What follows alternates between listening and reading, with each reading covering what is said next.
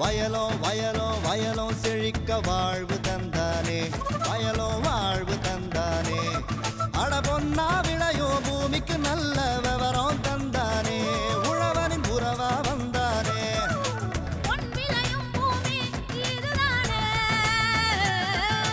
வயலோ வயலோ வயலோ செழிக்க வாழ்வு தந்தானே, வயலோ வாழ்வு தந்தானே. அட பொன்னா விளையோ பூமிக்கு நல்ல விவரம் தந்தானே, உழவனின் உறவா வந்தானே. தந்தன தந்தன தன தந்தானே, மண்வள பொங்கிட துணை வந்தானே. தந்தன தந்தன தன தந்தானே, மண்வள பொங்கிட துணை வந்தானே. காய்கறிகளில் கேரட் மிக சிறந்த உணவுப் பொருளாகும். இது மலை பிரதேசத்தில் அதிக அளவில் பயிராகிறது. கேரட்டினை நூற்புழுக்கள் அதிக அளவில் தாக்கும். இந்த நூற்புழுக்கள் வேரின் சத்தை உறிஞ்சு விடுவதால் செடிகள் மஞ்சள் நிறமடைந்து வாடிவிடும். இந்த நூற்புழுவினை கட்டுப்படுத்தும் முறைகள் குறித்து திண்டுக்கல் மாவட்டம் கொடைக்கானல் தோட்டக்கலை ஆராய்ச்சி நிலையத்தின் நூற்புழுவியல் துறை உதவி பேராசிரியர் முனைவர் என் ஸ்ரீனிவாசன் அவர்கள் தரும் விளக்கத்தினை காணலாம்.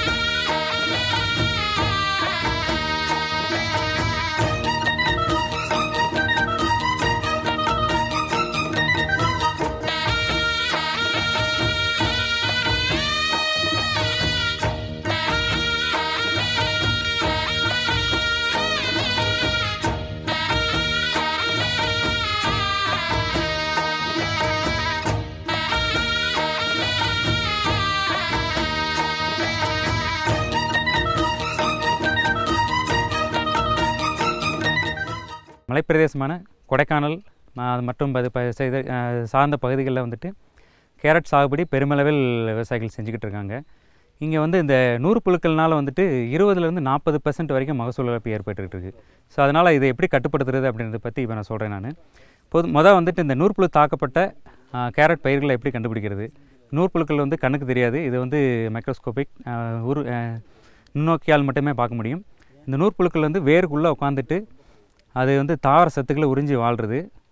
இதனால் என்ன ஆகுதுன்னா வந்துட்டு கேரட் பயிரில் வந்துட்டு எப்படி தான் இருந்தாலும் நல்ல தண்ணி மற்றும் ஊட்டச்சத்து கொடுத்தாலுமே வந்து தாக்கப்பட்ட இந்த நூற்புழு தாக்கப்பட்ட பயிர்களில் வந்துட்டு மஞ்சள் நிறமடைஞ்சு வாடின மாதிரி இருக்கும், மஞ்சள் நிறமடைஞ்சு இருக்கும். ஸோ இந்த மாதிரி பயிர்களை வந்துட்டு வேரோட பிடுங்கி பார்த்தோம்னா அது வேர்கள் வந்து சின்ன சின்ன முடிச்சுகள் காணப்படும். அதை வச்சு இது நூற்புழு தாக்கியிருக்குன்னு தெரிஞ்சுக்கலாம்.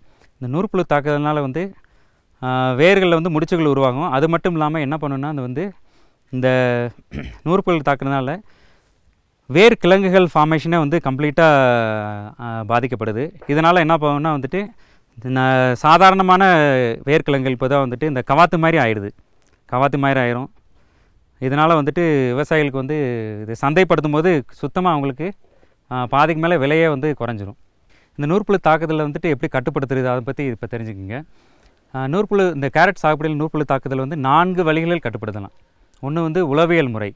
உளவியல் முறை வந்து விவசாயிகளுக்கு எளிதான முறை ஒன்று வந்துட்டு கோடை உழவு முறை.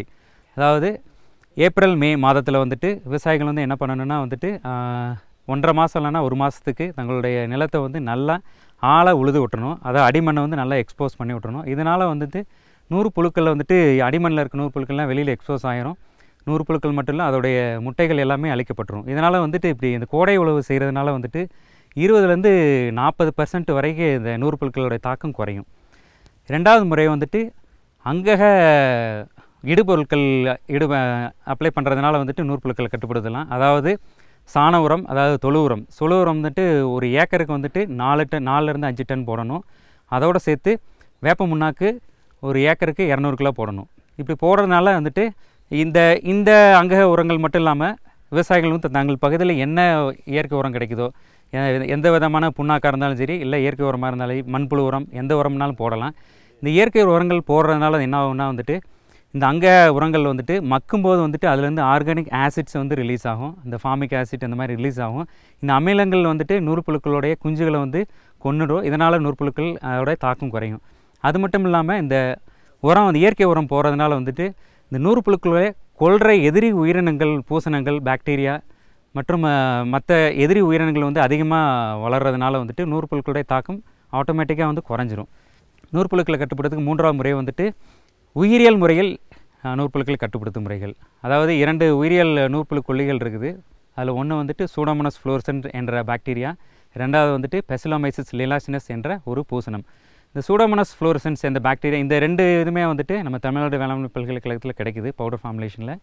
இந்த சூடோமோனாஸ் ஃப்ளோரசன்ஸ் பாக்டீரியா வந்துட்டு விதை நேர்த்தியாக கொடுக்கலாம், இல்லைன்னா வந்துட்டு நாற்றுகளுடைய வந்துட்டு வேர்களை நினச்சி நடலாம். அப்படி இல்லைன்னா இந்த இதே பவுடரை வந்துட்டு மண்ணில் போடுறதுனாலும் பண்ணலாம். விதை நேர்த்தி செய்யும்போது வந்துட்டு ஒரு கிலோ விதைக்கு 10 கிராம்ன்ற அளவுக்கு நேர்த்தி செஞ்சு விதைகளை நடணும்.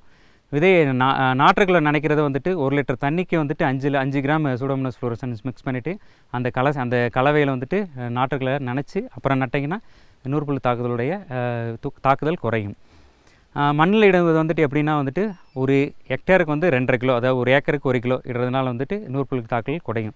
இந்த சூடோமோனாஸ் ஃப்ளோரசன்ஸ் பாக்டீரியா இது எப்படி ஒர்க் பண்ணுதுன்னா வந்துட்டு இந்த பாக்டீரியா வந்துட்டு நம்ம எப்படி அப்ளை பண்ணிட்டோம்னா வந்து இது வேருக்குள்ளே போய் உட்காந்துக்கிறோம், நல்ல அது பாதுகாப்பு கவசம் மாதிரி இருக்கும். இதனால் வந்து நூற்புழுக்கள் உள்ளே போகாது.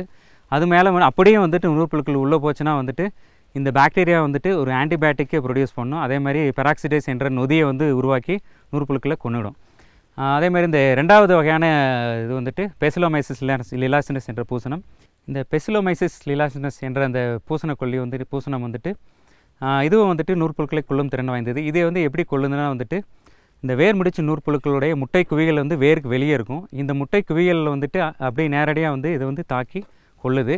இந்த பெசிலோமைசிஸ் லிலாசினஸ் இதுவும் வந்துட்டு விதை நேர்த்தி செய்யலாம், நாற்றுகள் வேர்களை வந்து நினைச்சு விதை நேர்த்தி செய்யலாம், நாற்றுகள் வேர்களை நேர்த்தி செய்யலாம். அப்படி இல்லைன்னா மண்ணிலையும் இடலாம். இது வந்துட்டு விதை நேர்த்தி செய்யும்போது 1 கிலோ விதைக்கு 10 கிராம் போடணும். நாற்றுகளின் வேர்களை நினைக்கிறதுக்கு வந்து 1 லிட்டர் தண்ணிக்கு 5 கிராம் எடுத்துக்கணும். அதே மாதிரி மண்ணில் இடும்போது ஒரு ஏக்கருக்கு வந்துட்டு 2.5 கிலோ, ஒரு ஏக்கருக்கு 1 கிலோ, அதாவது ஒரு ஹெக்டேருக்கு 2.5 கிலோ போட்டிங்கன்னா இந்த நூற்புழுக்களை ஓரளவுக்கு கட்டுப்படுத்திடலாம். இப்போ நமது வயலில் வந்துட்டு 4ஆவது முறை வயல்கள் நூற்புழுக்கள் தாக்கம் ரொம்ப அதிகமாகிடுச்சு. அந்த சுச்சுவேஷனில் என்ன பண்ணணும்னா வந்து விவசாயிகள் கண்டிப்பாக வந்துட்டு ரசாயன நூற்புழுக்கொல்லி தான் வந்து போட்டாகணும். அது வந்து ரசாயன நூற்புழுக்கொல்லி இந்த கார்போஃபெரான் என்ற ஒரு குருணை மருந்து இருக்குது. இந்த மருந்தை வந்துட்டு ஒரு ஏக்கருக்கு 10 கிலோ போடுறதுனால வந்து இந்த நூற்புழு தாக்குதலை வெகுவாக குறைச்சிடலாம்.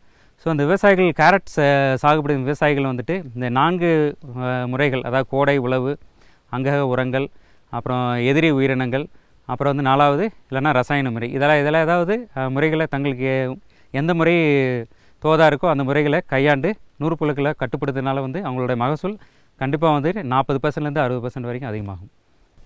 மேலும் விவரம் பெற முனைவர் என் ஸ்ரீனிவாசன் அவர்களை 09865424277 என்ற கைபேசி எண்ணில் தொடர்பு கொள்ளலாம். மீண்டும் நாளைய பொன் விளையும் பூமி நிகழ்ச்சியில் சந்திப்போம். நன்றி, வணக்கம்.